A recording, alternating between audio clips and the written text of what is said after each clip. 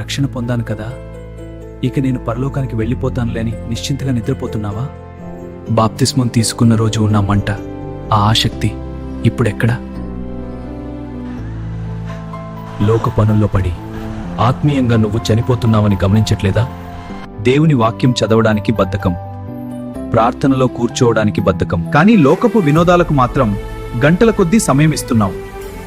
నీ ఆత్మ ఆకలితో అలమటిస్తోంది, కానీ నువ్వు మాత్రం శరీరానికి కావలసినవన్నీ పెడుతున్నావు. నిలబడి ఉన్నా అనుకుంటున్నావేమో, జాగ్రత్త, నువ్వు పడిపోయే ప్రమాదంలో ఉన్నావు.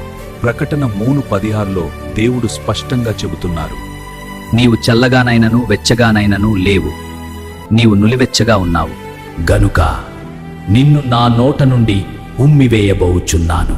నులివెచ్చని భక్తి దేవునికి అసహ్యం, అది నిన్ను పరలోకానికి చేర్చదు. ఈ రోజైనా నీ ఆత్మీయ నిద్ర నుండి మేల్కో. దేవుడా, నాలో ఆరిపోయిన ఆసక్తిని మళ్లీ రగిలించుగా. నేను నిర్లక్ష్యంగా ఉండలేను అని మోకాళ్ల మీద పడి ఏడుస్తూ అడుగు. లోకమిచ్చే మత్తును వదిలి దేవుని వైపు పరుగెత్తు. సమయం మించిపోకముందే మేలుకో. నువ్వు ఆగిపోయిన చోటు నుండే మళ్లీ నీ ప్రయాణాన్ని మొదలుపెట్టు.